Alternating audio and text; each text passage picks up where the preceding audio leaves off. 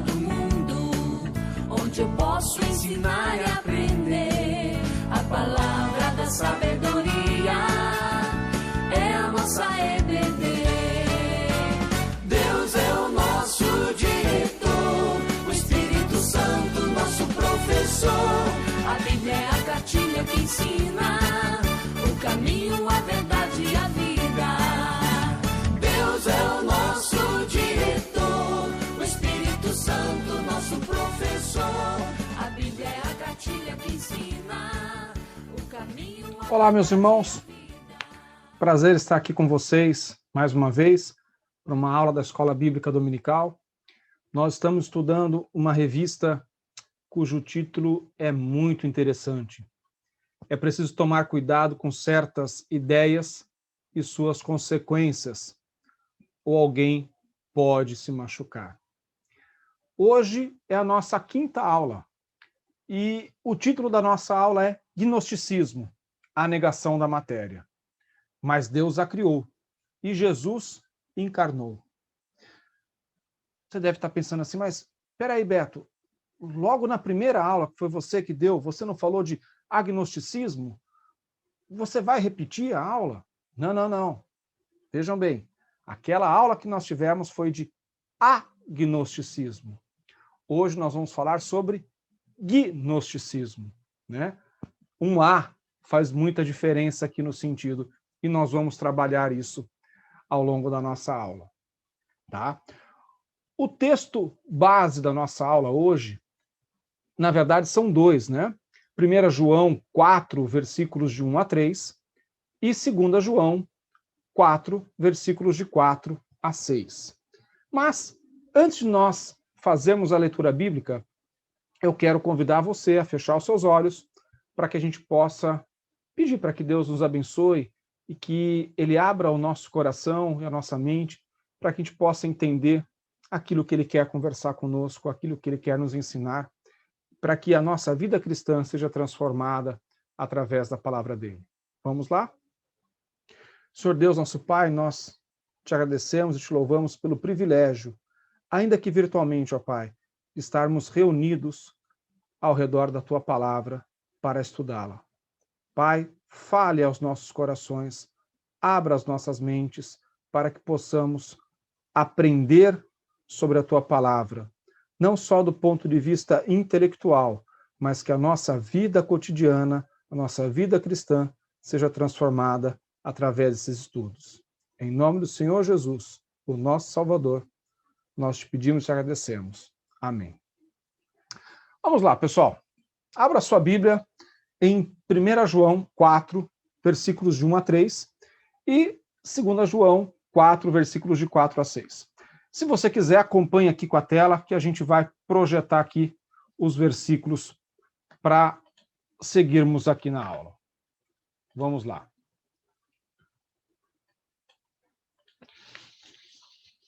Amados, não deis crédito a qualquer espírito, antes provai os espíritos que se procedem de Deus, porque muitos falsos profetas têm saído pelo mundo fora. Nisto reconheceis o Espírito de Deus. Todo espírito que confessa que Jesus Cristo veio em carne é de Deus. E todo espírito que não confessa a Jesus não procede de Deus, pelo contrário, este é o espírito do anticristo, a respeito do qual tendes ouvido que vem e presentemente já está no mundo. Filhinhos, vós sois de Deus e tendes vencido os falsos profetas, porque maior é aquele que está em vós do que aquele que está no mundo. Eles procedem no mundo, por esta razão falam da parte do mundo, e o mundo os ouve. Nós somos de Deus. Aquele que conhece a Deus nos ouve. Aquele que não é da parte de Deus não nos ouve. Nisto reconhecemos o espírito da verdade e o espírito do erro. 2 João, porque muitos enganadores têm saído pelo mundo afora, os quais não confessam Jesus Cristo vindo em carne. Assim é o enganador e o anticristo. Acautelai-vos, para não perderdes aquilo que temos realizado com esforço, mas para receberdes completo galardão. todo aquele que ultrapassa a doutrina de Cristo e nela não permanece, não tem Deus.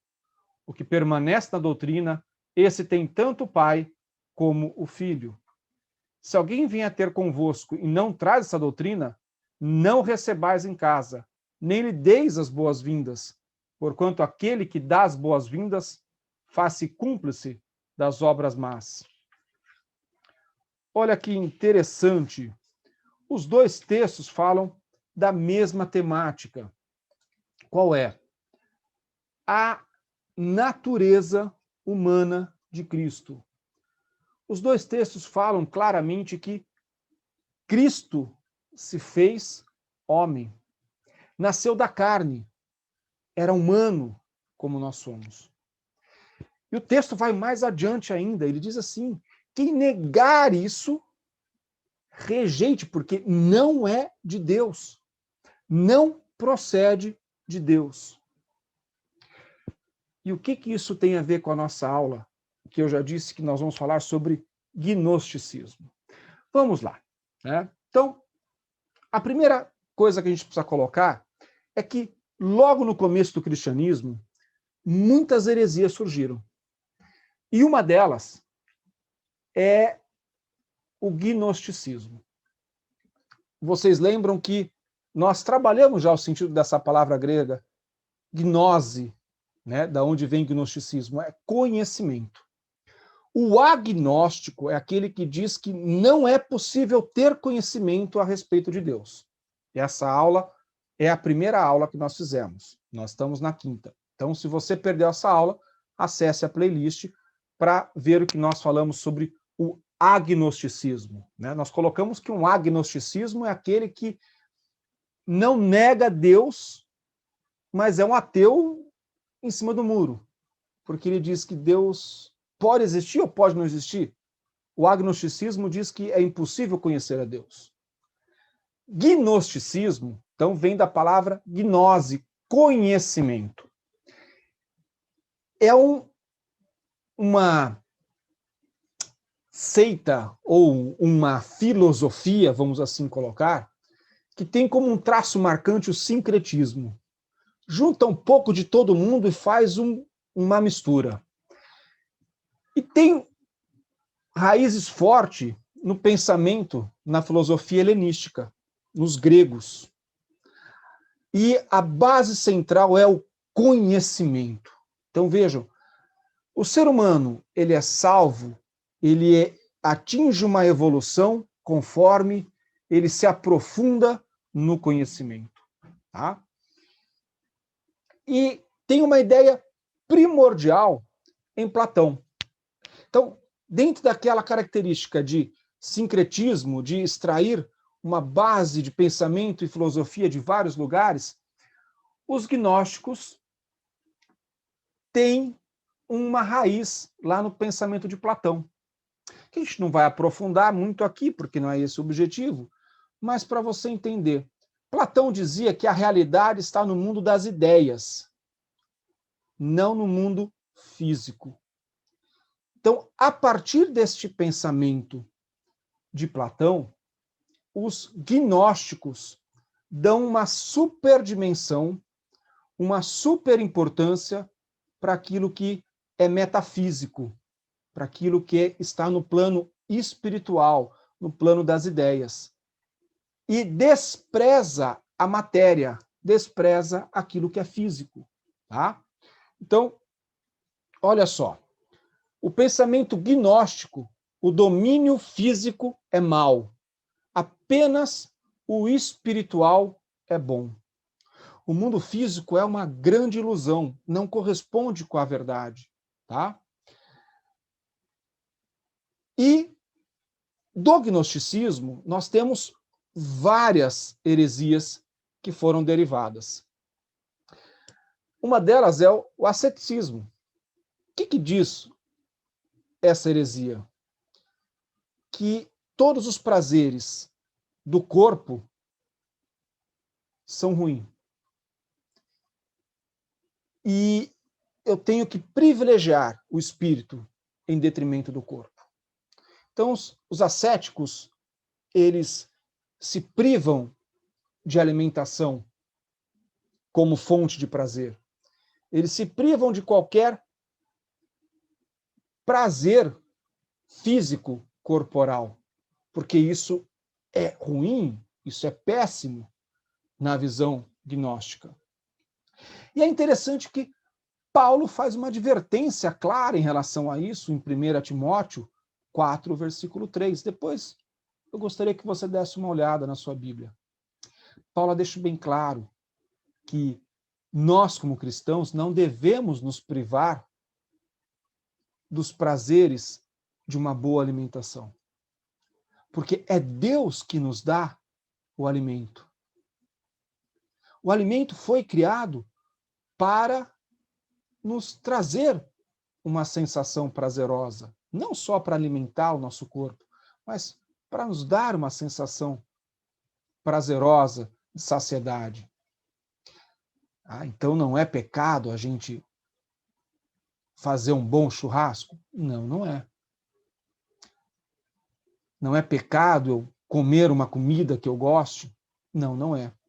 Vejam que as melhores conversas são feitas ao redor de uma mesa. E as melhores conversas a respeito do compartilhar entre irmãos é feito ao redor de uma mesa. Da mesma forma, não é pecado o prazer sexual. Deus criou o nosso corpo não só para a procriação, mas para o prazer, dentro do casamento. O prazer sexual dentro do casamento é abençoado por Deus, porque foi criado por Deus. Então vejam, esse pensamento gnóstico, de que nós temos que nos privar de prazeres do corpo, não é bíblico. Obviamente, nós não podemos substituir esses prazeres por Deus, né? Senão nós estamos criando ídolos. Ok? Eu quero trazer aqui para vocês uma frase de um livro, vamos voltar aqui, do Justo Lopes, né? De um livro que ele tem, no primeiro volume, Uma História do Pensamento Cristão. E ele explica aqui para a gente um pouco esse pensamento gnóstico. Olha só o que o Justo Lopes diz. De acordo com o gnosticismo, a salvação consiste na libertação do espírito, uma vez que eu está escravizado por causa da sua união com coisas materiais. Nos seres humanos, o corpo e a alma animal pertencem ao mundo material, pois a alma é aquilo que dá ao corpo a sua vida, desejos e paixões. O espírito, na verdade, não pertence a este mundo, é parte da substância divina. Por alguma razão, que é normalmente explicada mitologicamente, o espírito caiu neste mundo e tornou-se prisioneiro da matéria. Sendo assim, é necessário libertar o espírito desta prisão, isto é, através do conhecimento ou gnosis. Por isso, o nome agnosticismo. Percebam que o Justo Lopes ele está colocando aqui para a gente justamente essa questão. Espírito e corpo, espírito e matéria não se comunicam. E a salvação vem através da elevação do espírito, através do conhecimento. Tá? E há uma questão aqui que eu quero colocar para vocês, que é o ponto-chave da nossa aula. Eu disse que o gnosticismo, que representa um pensamento que o que importa é o espírito e a negação da matéria, levou a uma heresia, né? Então, essa heresia chamada doceticismo é derivada do gnosticismo, né? E o doceticismo vem do dokeio, que significa parecer. É uma doutrina que surgiu no século II da era cristã, que dizia que Jesus era única e exclusivamente espírito. Rejeitavam que Jesus veio em carne. O que significa dizer que Jesus veio em carne? Rejeitam que Jesus tinha natureza humana. Rejeitam a doutrina da encarnação. Agora você percebeu, esses dois textos que nós lemos, de 1º e 2º João, está refutando de forma clara o docetismo, dizendo o seguinte: aquele que nega que Cristo nasceu da carne, aquele que nega a natureza humana de Cristo, não é de Deus. Nem receba em sua casa, porque se você assim fizer, você é cúmplice desta heresia. O ponto central aqui, então, é o pensamento gnóstico que nega a natureza humana de Cristo e as consequências disso. A gente vai tratar agora dessas consequências. Vejam, para esse pessoal, Cristo foi um fantasma. Viveu entre a gente apenas em espírito. Era um fantasma.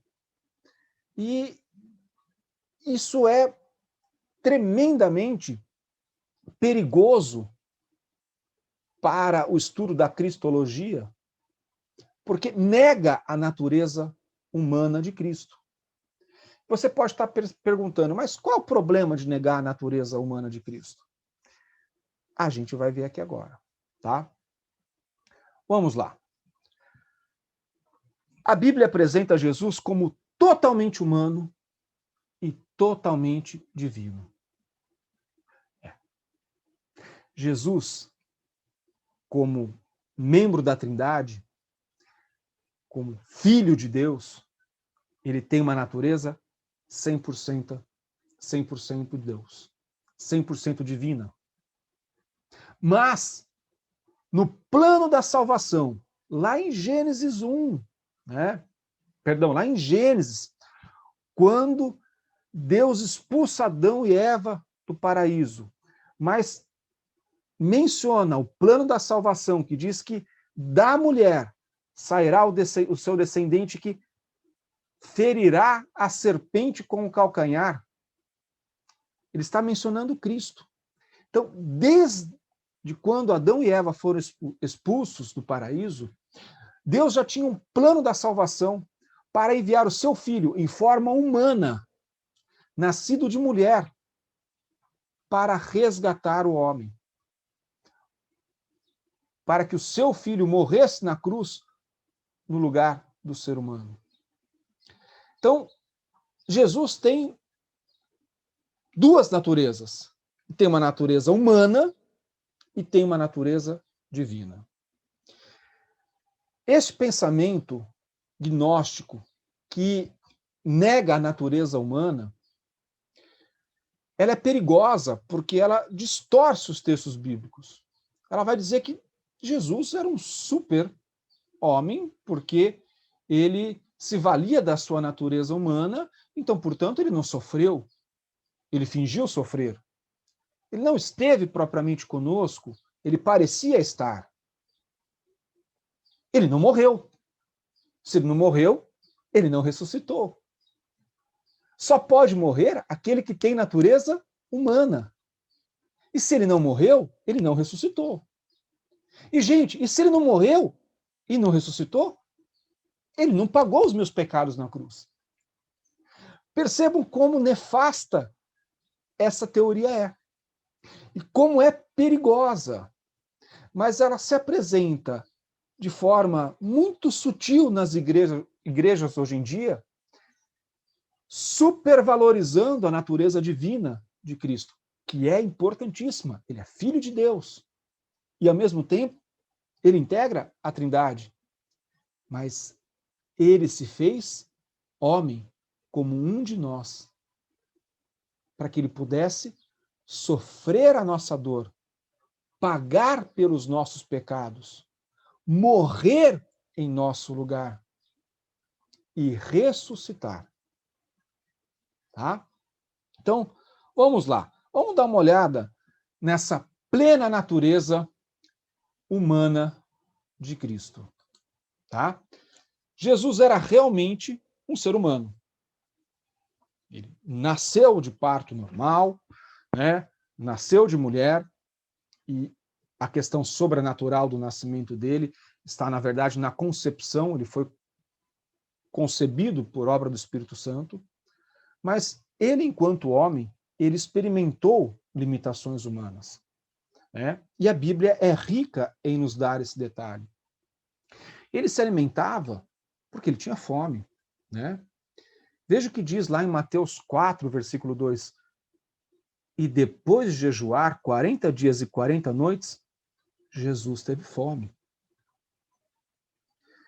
Veja o que João fala sobre cansaço. Estava ali a fonte de Jacó.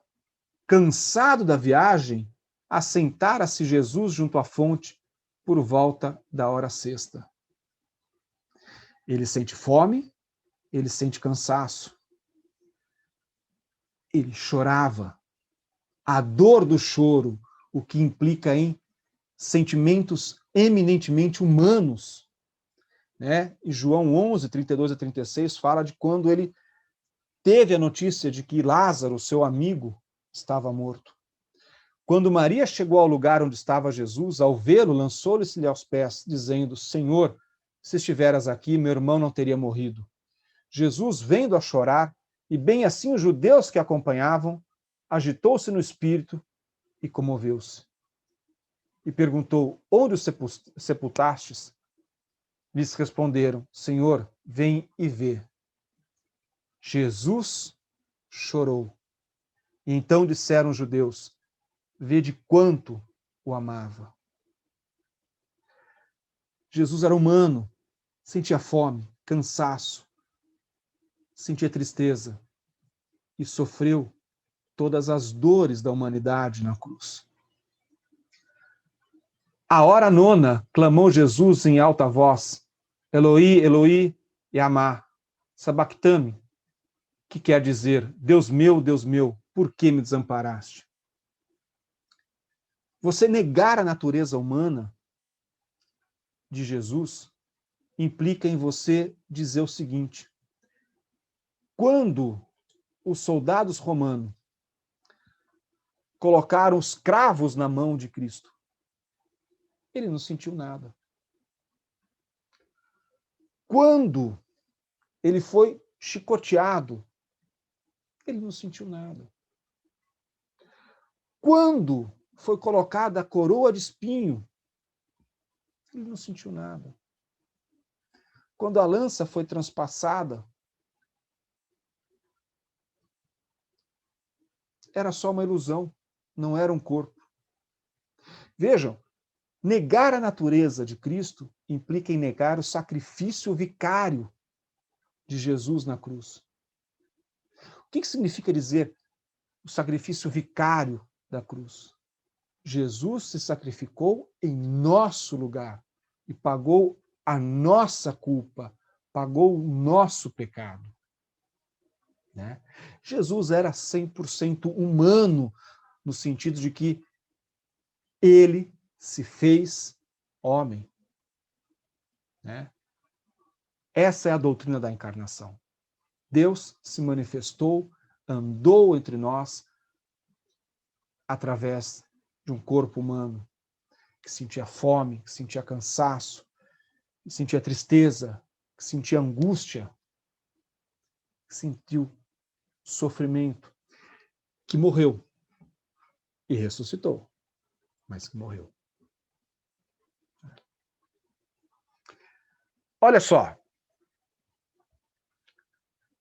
A doutrina bíblica da encarnação, no entanto, afirma que o Filho de Deus viveu sua vida humana divina em e por meio de sua mente e corpo humanos a todo momento, maximizando sua identificação e empatia com aqueles que ele veio salvar.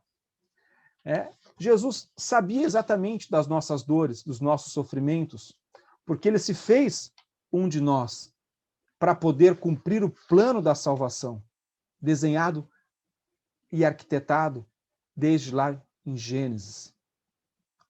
Agora, nós afirmamos aqui, Jesus tem duas naturezas, humana e também divina. Então, Jesus Cristo, Deus, homem. A doutrina da encarnação e da Trindade estão mutuamente integradas. Tá?